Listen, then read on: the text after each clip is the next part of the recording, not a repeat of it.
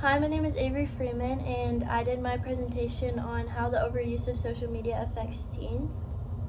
How often teens are using social media. So there was a study done that said, 67% of teens reported that they spend 2 hours or more on social media every single day.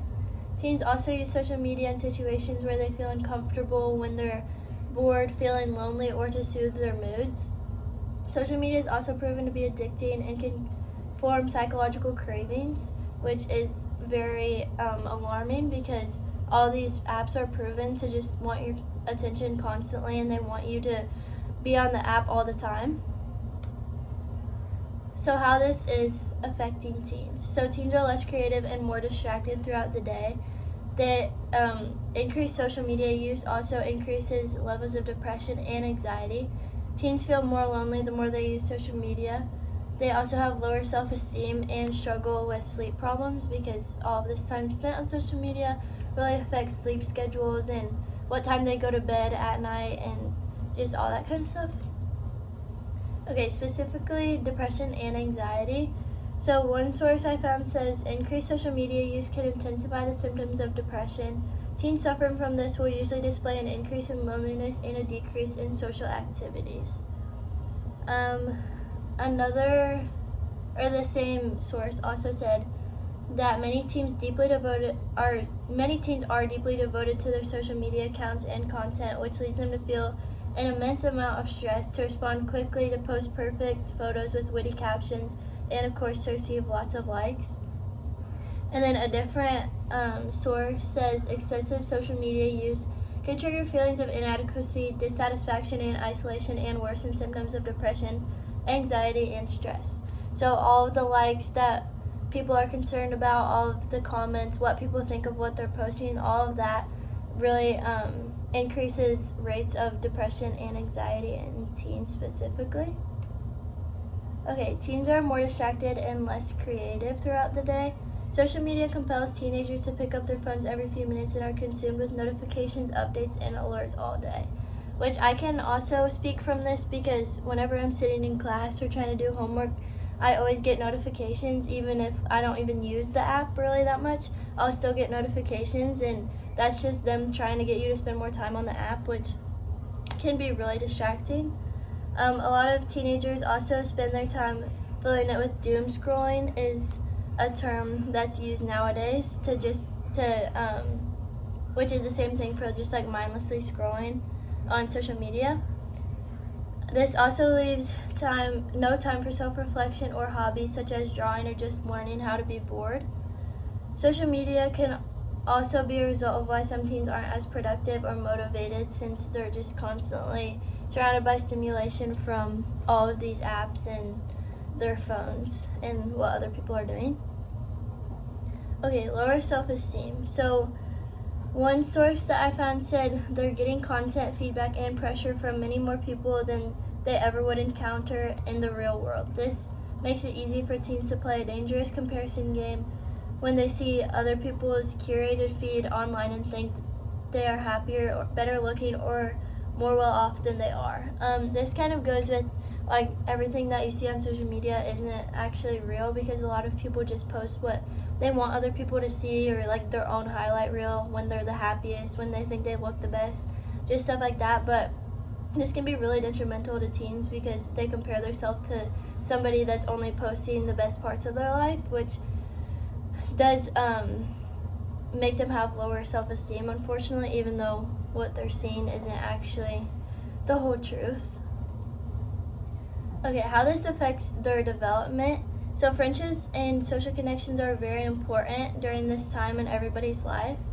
And our book that we read for class said during adolescence, said Sullivan, friends become increasingly important in meeting social needs. It also said positive friendships in adolescence are associated with a host of beneficial outcomes, including lower rates of delinquency, substance abuse, risky sexual behavior, and bullying victimization, and higher levels of academic achievement. So as we can see, this is a really important time in everybody's life for development, and you need those real life friendships and connections to be better off as you get older into adulthood. less face-to-face interaction. So a lot of teenagers are spending more time online than they actually are hanging out with their friends in real life. And even when they are with other people, they're still consumed with social media and what's happening online. Meaningful connections and friendships are essential at this age. However, social media is ruining genuine friendships and face-to-face interaction, because even when people are hanging out with their friends and doing stuff just with other people, you're still consumed by what everybody else is doing and notifications that you get on your phone, and you're just still always on your phone, I feel like, or it's been proven too. Okay, even though there are all these negative effects, there also are some positives.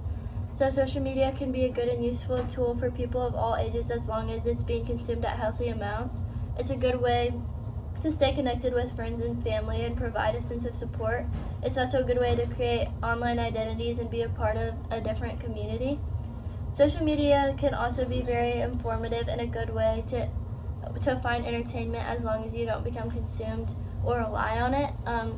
I also have experienced this because I feel like sometimes I do learn good things off of social media, but then it kind of gets to a point where maybe you're scrolling too much or you just get consumed by other things. Even when you're trying to learn, like, you still just mindlessly scroll and then you're watching stuff that you probably don't need to be. But yes, it's also good to stay connected, whether that's like with family or friends that may have moved away or just your daily friends that you see. It's still a good way to interact with them and be able to talk to them, of course. Okay, conclusion. So spending too much time on social media can result in a number of negative side effects for teenagers. It can cause increased rates of depression and anxiety, increased feelings of loneliness, cause lower self-esteem, and can result in less creativeness and more distractions. Over half of teenagers report spending too much time on social media throughout the day. Social media is also known to be addictive, and teenagers are becoming consumed by it. Along with the other symptoms, they have less meaningful connections and friendships, which are very important at this age. They also fill most free time with scrolling on social media instead of being more productive. Although social media can be useful and a positive tool, consuming too much of it is detrimental to the development of teenagers. So overall, during this time, friendships and connections are very important and essential to the development of just all teenagers, but social media is kind of ruining it for this generation, because everybody's just consumed with what other people are doing online, what other people think of what they're doing, and overall it's just causing increased rates of depression and anxiety and stress and all of these things. And although social media can be a good and useful tool, I think just making sure that you limit the time that you're spending and being mindful about what you're doing on it is very important. So, yes. And I feel like it's important to be aware of all of these symptoms, and just so that you know what may be causing like increase in depression or anxiety that you're feeling could be because you're spending too much time on social media.